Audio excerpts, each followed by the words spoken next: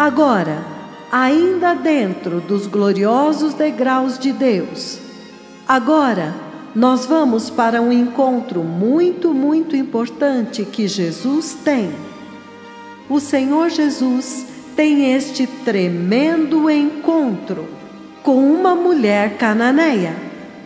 Uma mulher cananeia. Ainda estamos falando dos gloriosos degraus, da profecia dos gloriosos degraus, a profecia da vinda do Messias. No livro de Mateus, capítulo 15, é muito poderoso quando nosso Senhor Jesus Cristo encontra a mulher cananeia. Mateus, capítulo 15. Nós ainda estamos examinando por que ele fez descer os degraus. Qual é a mensagem que ele está comunicando para esta geração tão amada? Mateus 15, do 21 em diante, isto é o que ele diz, povo amado. Ele diz: partindo daquele lugar, Jesus retirou-se para os lados de Tiro e Sidom. Versículo 22. E eis que uma mulher cananeia que viera daquelas regiões clamava: Senhor, Filho de Davi, tem compaixão de mim. Minha filha está horrivelmente endemoniada. Jesus, porém, não lhe respondeu palavra. E os seus discípulos, aproximando-se, rogaram-lhe: despede-a, pois ela vem clamando atrás de nós. Versículo 24. Mas Jesus respondeu: eu fui enviado somente para as ovelhas perdidas da casa de Israel. Versículo 25. Ela, porém, veio e o adorou, dizendo: Senhor, socorre-me. Ela se ajoelhou diante dele e o adorou, como vocês podem ver. Versículo 26. Então ele, respondendo, disse: não é bom tomar o pão dos filhos e lançá-lo aos cachorrinhos. Ela, contudo, replicou: sim, Senhor, porém os cachorrinhos comem das migalhas que caem da mesa dos seus donos. Versículo 28. Então lhe disse Jesus: ó mulher, grande é a tua fé, faça-se contigo como queres. E a sua filha ficou curada naquele exato momento. Isto formou uma conversa muito poderosa dentro da mensagem dos gloriosos degraus, da profecia e do cumprimento parcial dos gloriosos degraus da eternidade que Jeová, o nosso Pai, fez descer diante dos olhos desta geração. Por que ele faz isto? Porque nesta busca da mensagem do porquê que o Senhor fez descer os degraus e como isto está instruindo esta geração e a igreja, então é surpreendente, porque nesta escritura que eu li da mulher cananeia, se você ler antes, no mesmo Mateus 15, começando no versículo 1, você vê uma contestação, você vê um conflito, você vê uma luta que acontece entre o povo hebreu e Cristo, o Messias. Você vê que neste lugar o Messias disse: eu fui enviado somente para as ovelhas perdidas da casa de Israel. E você vê que quando Isaías, o profeta, Na verdade, estava pronunciando e comandando o ministério do Messias, em Isaías capítulo 9, quando Isaías o profeta estava comandando para que viesse à luz o ministério do Messias antes do Messias vir. Isaías localiza o local onde o Messias iria ministrar. Ele diz: Galileia dos gentios. Eu vou até ler aqui. Isaías capítulo 9, povo amado. Isaías capítulo 9, versículo 1. Ele diz: Mas para a terra que estava aflita, não continuará a obscuridade. Deus, nos primeiros tempos, tornou desprezível a terra de Zebulon e a terra de Naftali. Mas nos últimos, tornará glorioso o caminho do mar, além do Jordão, Galileia dos gentios. E isto é muito poderoso, porque ele diz aqui, versículo 2: O povo que andava em trevas viu grande luz, e aos que viviam na região da sombra da morte, resplandeceu-lhes a luz. Tens multiplicado este povo, e a alegria lhe aumentaste. Alegram-se eles diante de ti, como se alegram na ceifa, e como exultam quando repartem os despojos. Então aqui eles estão celebrando a vitória da cruz que ele iria trazer. Versículo 4: Porque tu quebraste o jugo que pesava sobre eles, a vara que lhes feria os ombros, e o cetro do seu opressor, como nos dias dos midianitas. 5. Porque toda a bota com que anda o guerreiro no tumulto da batalha, e toda a veste revolvida em sangue, serão queimadas, servirão de pasto ao fogo. Porque um menino nos nasceu, um filho se nos deu.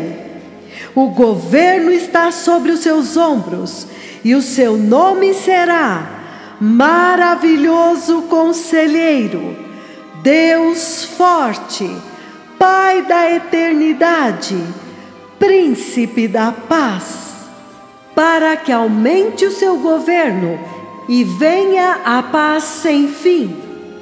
Ele reinará no trono de Davi e sobre o seu reino, para o estabelecer e o firmar mediante o juízo e a justiça, desde agora e para todos sempre. O zelo do Senhor dos Exércitos cumprirá esta coisa maravilhosa. Que poderoso! Então você vê que Isaías estava dando um comando. Isaías foi instruído pelo Senhor e enviado no tempo certo para ir e comandar o caminho no qual o Messias iria andar quando ele aparecesse, onde o seu ministério estaria localizado. E você pode ver que neste paradigma e neste desígnio, o Messias diz: Eu fui enviado somente para as ovelhas perdidas da casa de Israel. E você vê que, de fato, Isaías o localiza na Galileia dos gentios.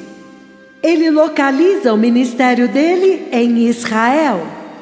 Então você pode ver, e você não precisa ser um gênio para ver isto agora, a intenção do Senhor é que o Evangelho chegasse aos judeus primeiro, e então para os gentios. E a partir de Israel, este Evangelho da salvação, da sua maravilhosa luz, sairia de Israel e então se espalharia por toda a terra, até os confins da terra. Mas já houve um problema. No livro de Mateus, capítulo 15, versículo 1, um problema começou a ocorrer. Em Mateus 15, versículo 1 ou versículo 6, de onde você quiser começar, um problema começou a acontecer nesta missão para a qual ele foi enviado para o povo hebreu. Porque em Mateus 15, versículo 1, você ouve: então vieram de Jerusalém a Jesus alguns fariseus e escribas e perguntaram: por que transgridem os teus discípulos a tradição dos anciãos, pois não lavam as mãos quando comem? E Jesus respondeu: por que vocês quebram os mandamentos de Deus por causa das suas tradições? Então, nós podemos agora pular para o versículo 6.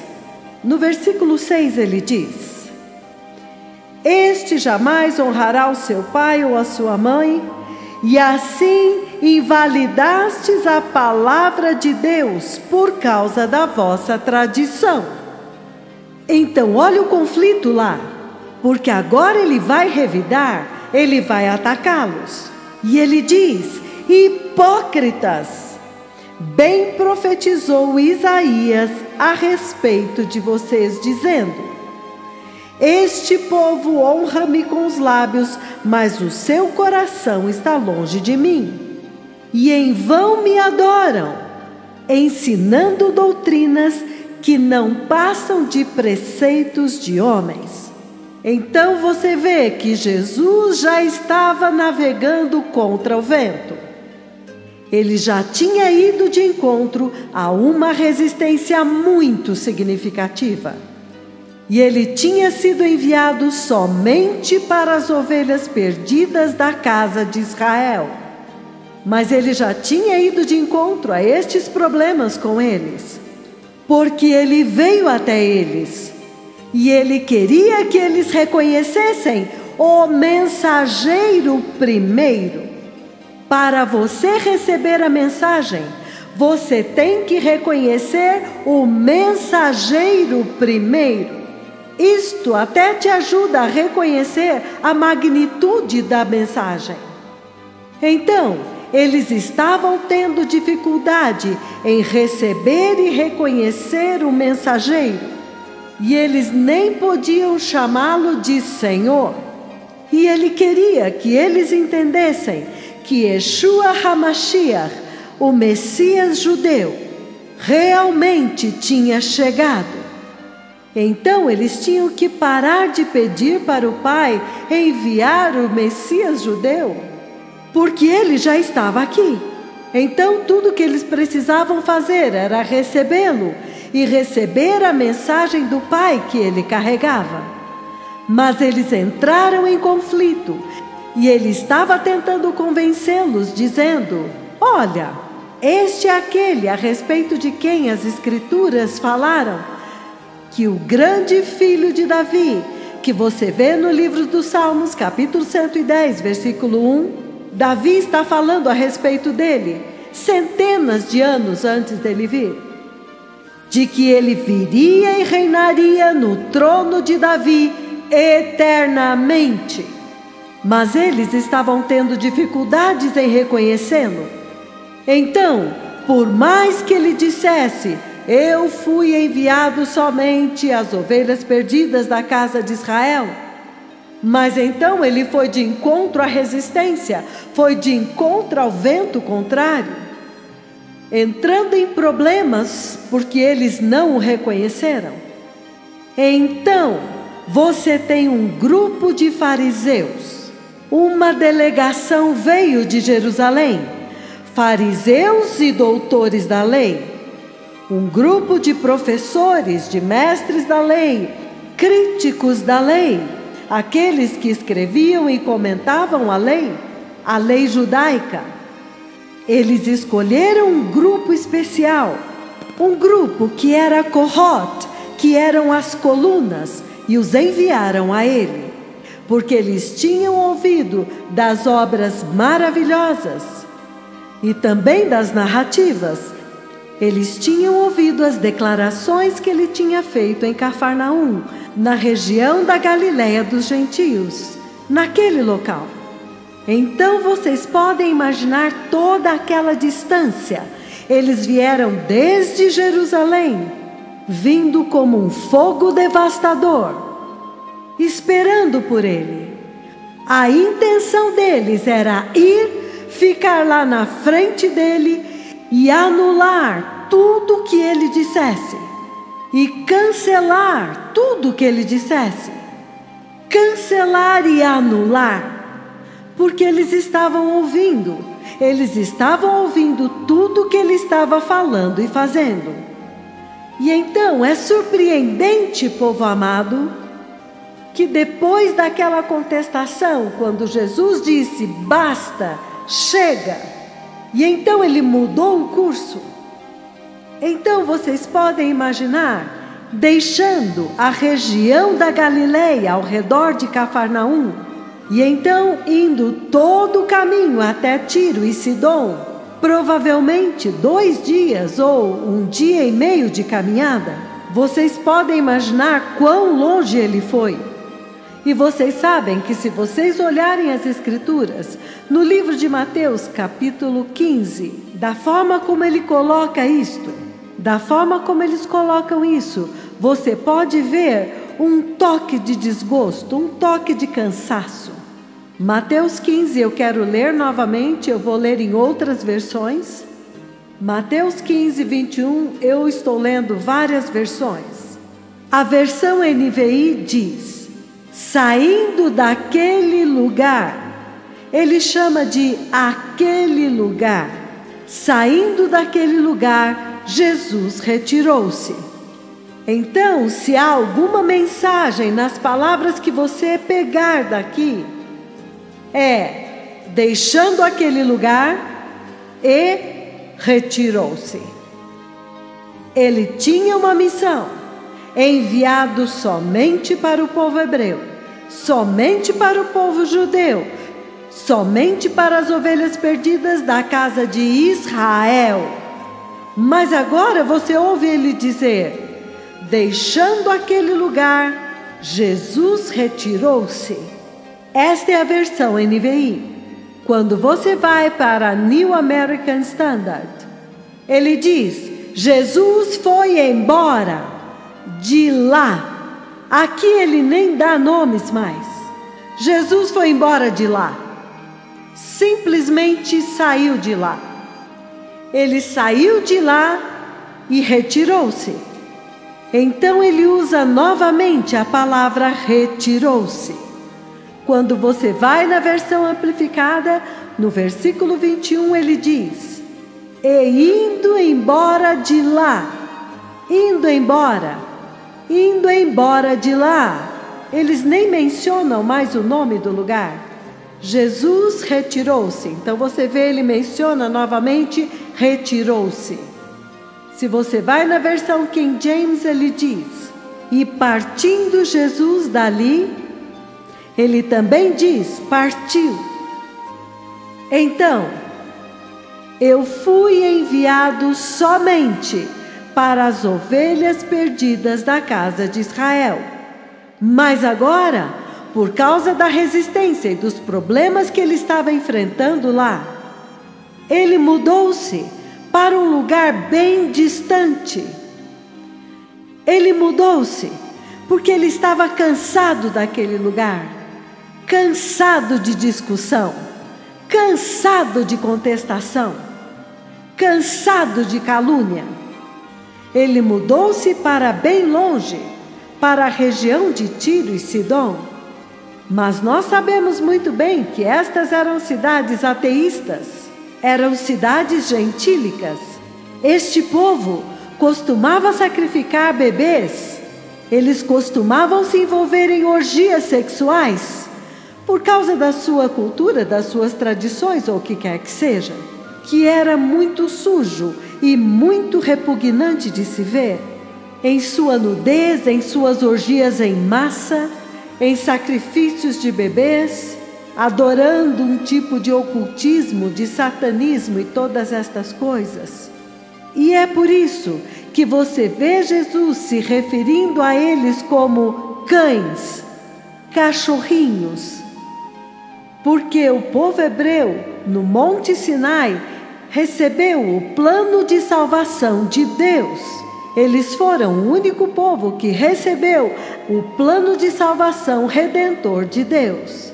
Enquanto que os outros estavam neste tipo de ocultismo, em imoralidades, em orgias, em sacrifícios humanos. Então realmente o comportamento deles era até mais baixo do que de um cachorro, porque você não vê um cachorro assando seus filhotes como sacrifício. Então a referência que eu quero que vocês entendam é quando ele diz tirar o pão dos filhos e dar para os cachorros. Mas, entretanto, é surpreendente que quando Jesus, o rei de Israel, quando ele entra no seu domínio e os seus súditos estão lá, e ele está tendo problemas de relacionamento com eles, tentando fazê-los reconhecê-lo.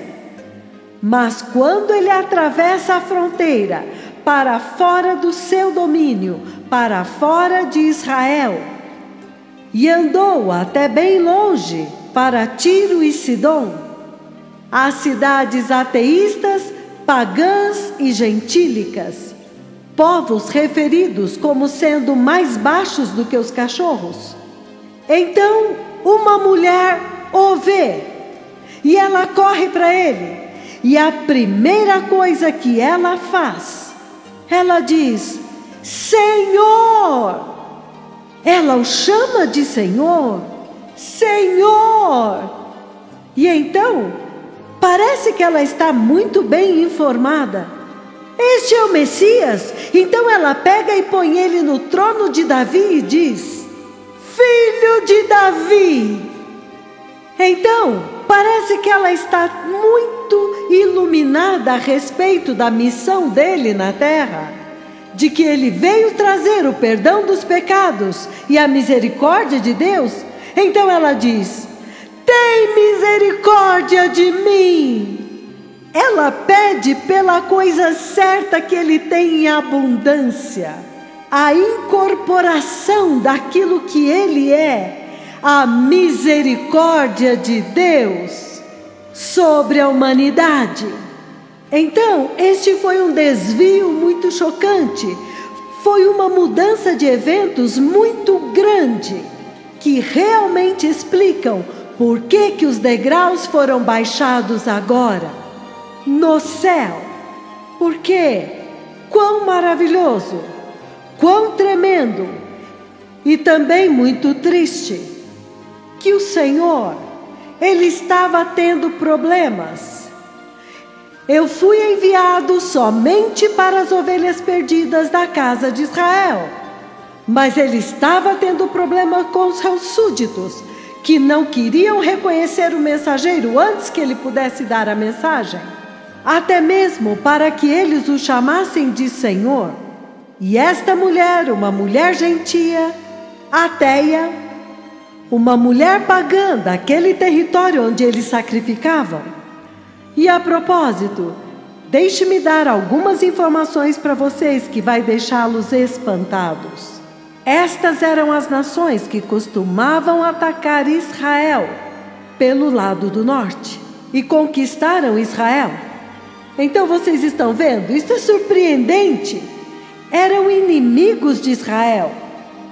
Mas agora, entrando neste território gentílico, e uma mulher corre para ele e ela é capaz de identificá-lo corretamente. Ela diz: este é o Senhor. E então ela clama: Senhor! E a próxima coisa que ela diz é: Filho de Davi, significando: este é o Messias. Israel estava tendo dificuldade de até mesmo ver isto, de ver que este é o Messias. Mas esta mulher gentia vê, e quando ela vê, se você ler outras versões, ele diz: quando ela ouviu que ele estava naquela região, ela correu para ele. Então, até mesmo as notícias da chegada dele correram. Que poderosa recepção do Evangelho! Filho de Davi, tem misericórdia de mim. Ela está pedindo misericórdia. Jesus estava tentando fazer com que Israel entendesse que ele tinha trazido a misericórdia de Deus. E então pedissem misericórdia. Olha, as ovelhas perdidas de Israel, as ovelhas caídas de Jacó, caídas por causa da queda de Adão e Eva. Ele tinha vindo para trazer o perdão dos pecados para eles, a misericórdia de Deus para os homens, começando pelos judeus. Mas eles não foram capazes de ver isto. Esta mulher agora vê. Senhor, filho de Davi, tem misericórdia de mim. Eu sei que tu trouxestes o perdão dos pecados. Por favor, perdoe os meus pecados agora. Eu estou pronta. Porque ela fez uma súplica. Esta é a parte poderosa e interessante que fez com que o Senhor baixasse os gloriosos degraus do céu.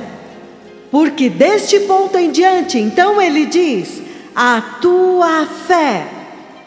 A tua fé. Ele se refere à fé dela. Ele faz da fé um parâmetro de referência da eternidade, um parâmetro de referência deste avivamento.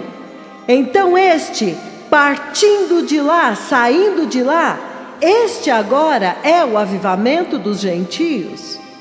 Isto é agora quando o foco se voltou para as nações gentílicas. É por isso que agora acontece um avivamento dos gentios. E então a redenção de Israel, o avivamento de Israel, foi interrompido. Agora foi interrompido, foi adiado. E vocês veem muito claramente, povo amado, que agora a fé foi exaltada na fé desta mulher. Vocês se lembram da fé do centurião? A fé do centurião também. Agora, Jesus vai para os gentios e encontra esta maravilhosa fé. Esta fé surpreendente. Ele ficou maravilhado com a fé deles. O Criador, o Autor, o Consumador de toda a fé, ficou maravilhado com a fé deles. E é por isso que agora a missão dele mudou para isto. Qual é o ponto que eu estou tentando enfatizar aqui?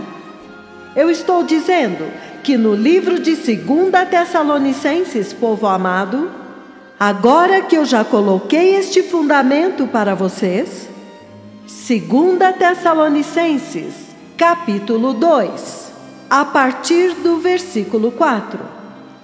E ele diz: este que se opõe e se exalta acima de tudo que se chama Deus, ou é objeto de adoração, a ponto de se sentar no santuário de Deus, proclamando que Ele mesmo é Deus. Não se lembram de que quando eu ainda estava com vocês, costumava lhes falar estas coisas? Versículo 6. E agora vocês sabem o que o está detendo, para que ele seja revelado no seu devido tempo. A verdade é que o mistério da iniquidade já está em ação, mas aquele que o está detendo, continuará detendo-o até que seja removido do caminho. E então o anticristo será revelado. Então, tendo discutido com vocês, tendo aberto para vocês como que a missão dele agora mudou, e agora foi para as nações gentílicas. E então a predição do avivamento dos gentios é dada quando ele encontra o centurião Isto está em Mateus capítulo 8, versículos 10 e 11, e também em Mateus capítulo 15, versículo 21, quando agora ele muda o foco, ele partiu, ele saiu, ele deixou aquele lugar. Ele se retirou agora daquela missão. Agora isto foi tão poderoso, porque você vê agora esta mudança de foco, que foi a predição do avivamento gentílico. João veio pregando: prepare o caminho, o Messias judeu está vindo, anunciando isso nos arredores do Rio Jordão e no deserto da Judeia, em Israel. Jesus veio e ele disse: eu fui enviado somente para as ovelhas perdidas da casa de Israel. Somente. Mas quando você vê o produto que resultou, que apareceu, foi a igreja dos gentios. Olha o avivamento gentílico. Olha a igreja gentílica globalmente. Porque a missão com Israel foi postergada dentro da linha do tempo profético de Deus. Foi transferida para a tribulação e para a grande tribulação. Então é por isso que será muito crítico, povo amado, que nós entendamos os gloriosos degraus que desceram no céu dentro deste contexto. Porque ele disse que aquele que segura o anticristo e o impede de ser revelado, que é o Espírito Santo, segurando, impedindo-o. Somente o Espírito Santo tem poder suficiente para segurá-lo, desde o princípio, desde o nascimento da igreja até hoje, milhares de anos. E ele tem feito isso eficazmente e poderosamente também. Excelentemente, retendo-o para que ele não seja revelado. Você não vai ouvir breaking news, ele foi revelado aqui, ele foi revelado naquela nação.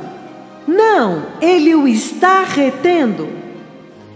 E ele está dizendo que quando aquele que o detém for removido, for levado embora, então tudo, o próprio inferno vai ser liberado.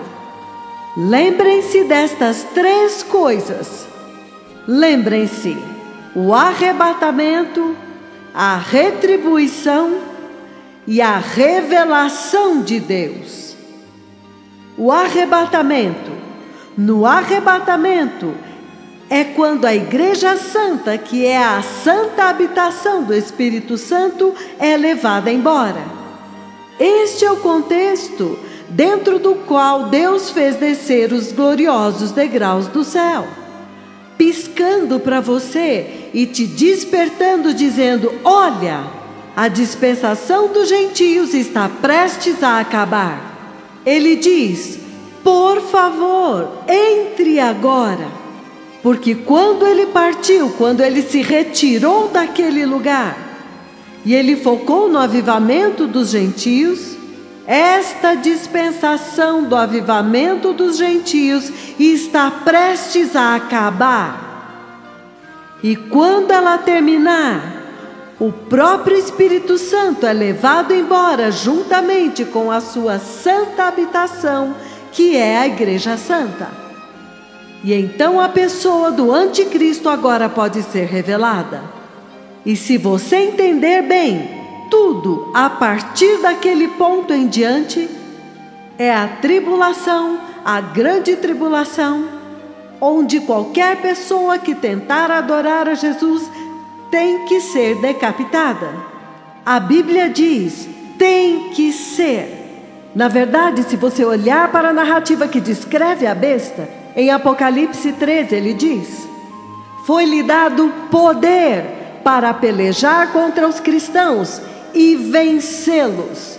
Vencê-los. E então ele diz que toda a terra tem que adorar e vai adorar a besta. Todos. Ele não disse 99,99%. Toda a terra vai adorá-lo. Então o Senhor está dizendo que esta é a hora em que Ele fez descer os gloriosos degraus para piscar, para sinalizar para a igreja dos gentios, para o avivamento dos gentios, de que, olha, o seu tempo de entrar é agora. Depois disto, eu estou ocupado com a redenção de Israel.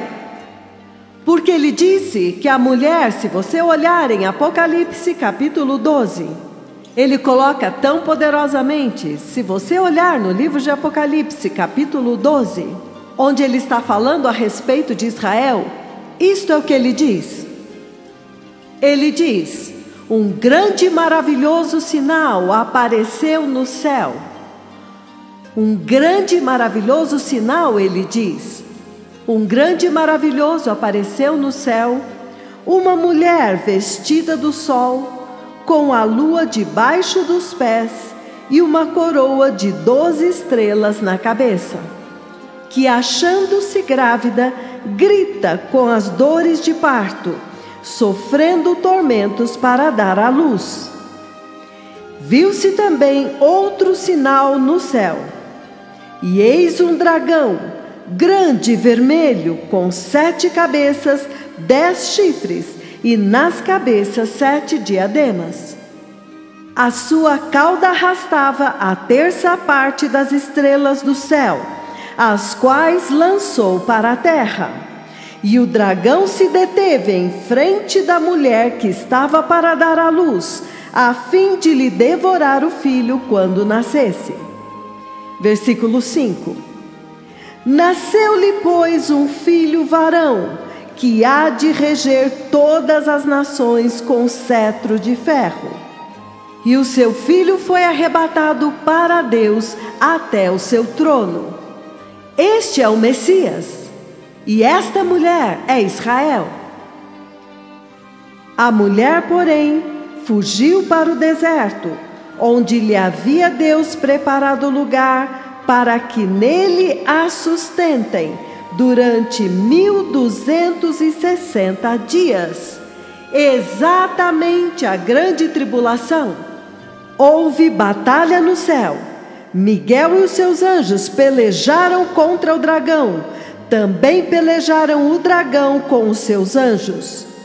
Isto significa que o mal sempre vai revidar.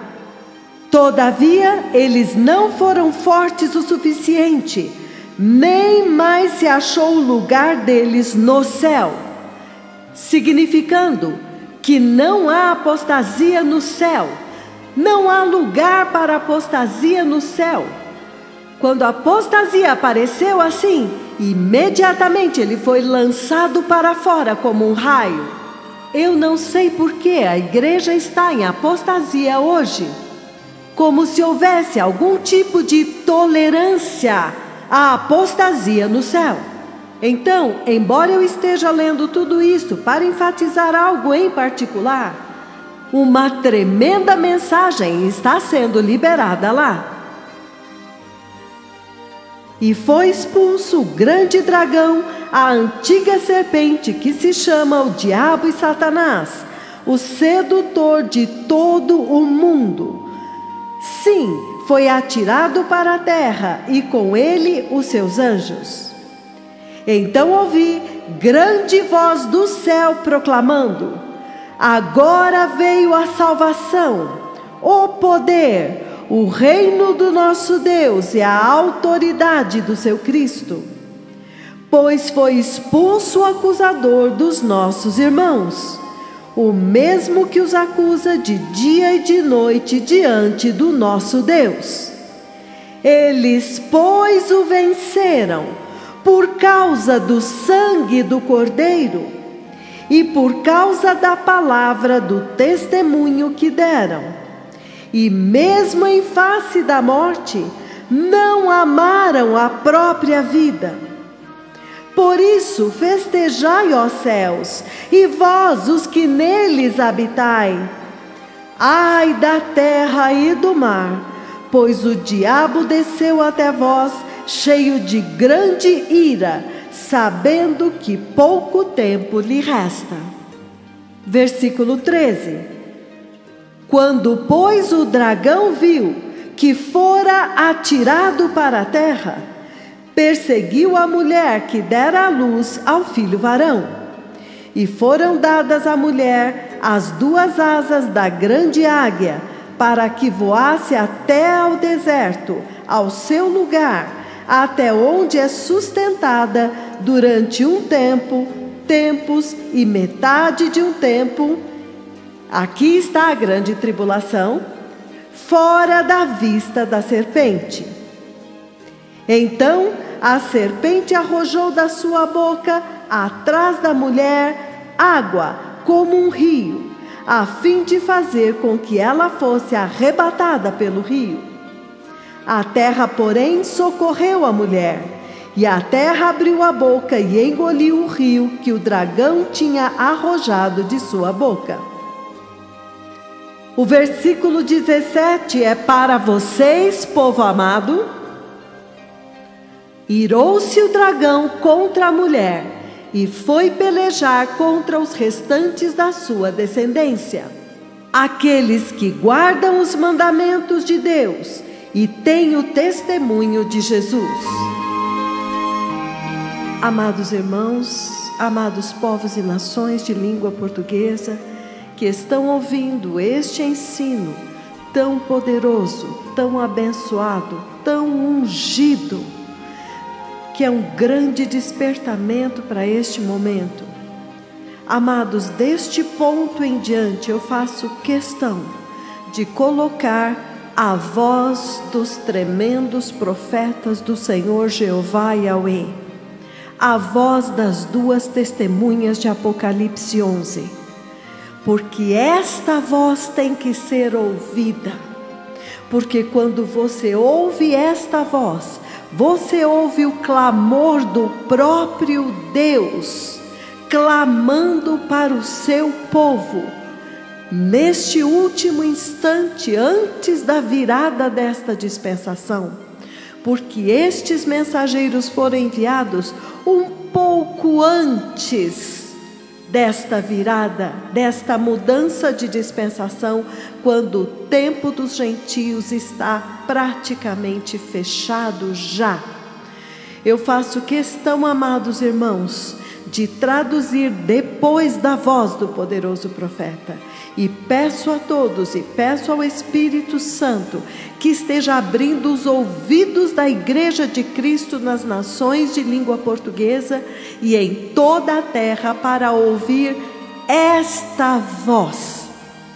E que todas as outras vozes na terra se calem diante desta voz. What is the Lord saying here? O que é que o Senhor está dizendo aqui? He's saying that the stairs have been lowered. Why? Ele está dizendo que os degraus foram baixados. Por quê? Because the Gentile dispensation, the dispensation of the Gentile revival is coming to an end. Porque a dispensação dos gentios, a dispensação do avivamento gentílico está chegando ao fim. So they need to enter. Então eles precisam entrar. He's saying this is the way. Ele está dizendo, este é o caminho. Only through this way, please enter now. É somente através deste caminho. Por favor, entre agora. After this, the dragon is unleashed. The beast is all over here. Depois disto, o dragão é liberado, a besta estará em todo lugar aqui. Nobody can worship Jesus anymore, and God is busy redeeming Israel and defending Israel. Ninguém mais pode adorar a Jesus, e Deus está ocupado redimindo Israel e defendendo Israel. But verse 17 of chapter 12 of Revelation really gives the total picture. Mas o versículo 17 de Apocalipse 12 realmente mostra uma imagem apropriada. that for anybody that will still hang around here called Christian, de que qualquer pessoa que ficar por aqui chamada cristão, trying to worship Jesus, hold up his testimony, tentando adorar Jesus, sustentando seu testemunho, must be put to slaughter because the dragon has been given that power to fight them and conquer them. tem que ser morto porque foi dado ao dragão este poder de lutar contra eles e vencê-los. And that's why the Lord has lowered the stairs to the Gentile church. E é por isso que o Senhor fez descer os degraus para a igreja gentílica. And he's saying, blessed people, E ele está dizendo, povo abençoado, that this is the way. Please enter.